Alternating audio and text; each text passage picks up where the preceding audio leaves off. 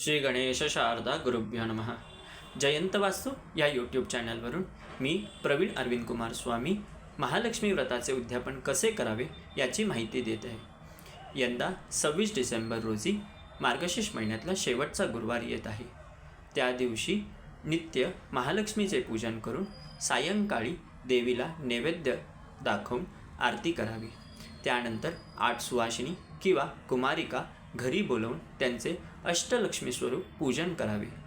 त्यांना एक सुवासिक पुष्प, फळ आणि व्रताची पोथी द्यावी. त्यांना नमस्कार करून नैवेद्य ग्रहण करून व्रताचे उद्यापन करावे. ज्या सुवासिनी मासिक एकादशी करतात त्यांनी देवीला खडीसाखर आणि दुधाचा नैवेद्य दाखवून तो ग्रहण करून ह्या व्रताचे उद्यापन करावे. तसेच एकादशी व्रताचे दुसऱ्या दिवशी उद्यापन करावे. धन्यवाद.